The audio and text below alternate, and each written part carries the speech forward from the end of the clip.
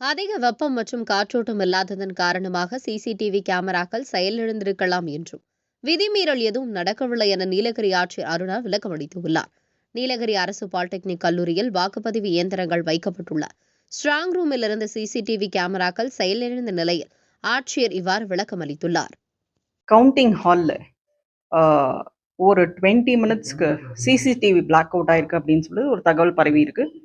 அது சம்பந்தமாக பல்வேறு கருத்துக்கள் வந்து எல்லா மீடியாலையும் சரி சொல்லிட்டு வந்துட்டு இருக்காங்க. இது சம்பந்தமாக ஒரு கிளாரிஃபிகேஷன் கொடுக்கணும், தேர்தல் நடத்தும் அலுவலர் அப்படின்ற முறையில் ஒரு கிளாரிஃபிகேஷன் கொடுக்க விருப்பப்படுறேன்.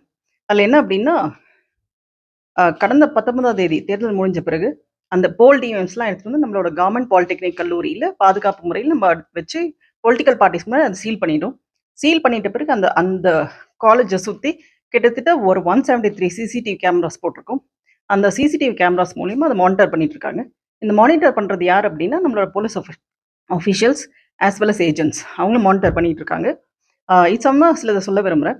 நம்மளோட தேர்தல் ஆணையத்தோட உத்தரவின்படி வந்து நம்மளோட அந்த பாலிடெக்னிக் கல்லூரி 3 அடுக்கு பாதுகாப்பு இருக்கு. ஃபர்ஸ்ட் இன்டர்னல் செக்யூரிட்டி, அது யார் இருப்பாங்க அப்படின்னா சென்ட்ரல் பாராமிலிட்டரி ஃபோர்ஸ், அதாவது சிஏபிஎஃப் இருப்பாங்க. அதுக்கு அடுத்த அடுக்கில் வந்து தமிழ்நாடு ஸ்பெஷல் பெட்டாலியன் ஃபோர்ஸ் இருப்பாங்க. அதுக்கு அடுத்த அடுக்கில் லோக்கல் போலீஸ் இருப்பாங்க. ஸோ இது வந்து 3 tier security. CCTV in case CCTV வந்து ரெக்கார்டிங் ஸ்டாப் ஆனாலும் இந்த செக்யூரிட்டியில் எந்த பிரீச்சும் இருக்க வாய்ப்பே கிடையாது. ஏன் அப்படின்னா அதில் ஒன்று சிஏபிஎஃப் தான் ஃபர்ஸ்ட் செக்யூரிட்டியில் இருக்காங்க. ஸோ அவங்கள மீறி யாரும் உள்ள போகிறதுக்கோ வரதுக்கும் வாய்ப்பு கிடையாது. ஒன்று. ரெண்டாவது வந்துட்டு அந்த சீல் வைக்கும்போது அந்த சீலில் வந்து பொலிட்டிக்கல் பார்ட்டிஸும் சீல் வச்சிருக்காங்க. அவங்களோட கேண்டிடேட்ஸ் ரெப்ரஸன்டேட்டிவ்ஸோ இல்லை பொலிட்டிக்கல் பார்ட்டிஸ் ரெப்ரஸன்டேட்டிவோ சீல் வச்சிருக்காங்க. ஸோ இதில் வந்து கண்டிப்பாக எந்த ஒரு பிரீச் ஆகிறதுக்கு வாய்ப்பே கிடையாது. இது மட்டும் இல்லாமல் நம்மளோட இசிஐ இன்ஸ்ட்ரக்ஷன்ஸ் படி அதில் கைட்லைன்ஸ் இருக்குது.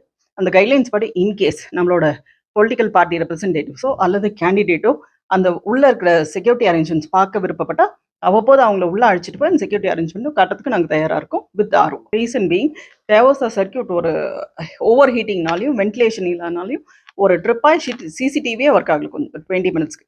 6:17 ஆரம்பிச்சு 6:43 வரைக்கும் ஒர்க் ஆகல. 20 மினிட்ஸ். ஆமாங்க, அந்த ஒரு சிங்கிள் கனெக்ஷன் இருக்கும்.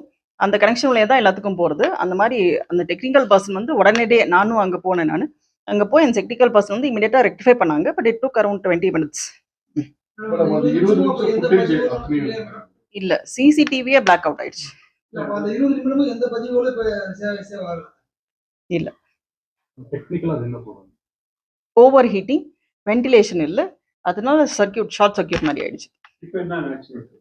அது இமீடியட்டா எடுத்துட்டு அது வென்டிலேஷனுக்காக கூலர்ஸ் வச்சுட்டோம், அது ஓப்பன் பண்ணி வச்சுட்டோம். ஸோ தட் அந்த பர்டிகுலர் ஸ்விட்ச்ல வந்து எந்த ஹீட்டும் இருக்கக்கூடாதுன்றதுக்காக நம்ம ஏற்பாடு பண்ணியிருக்கோம்.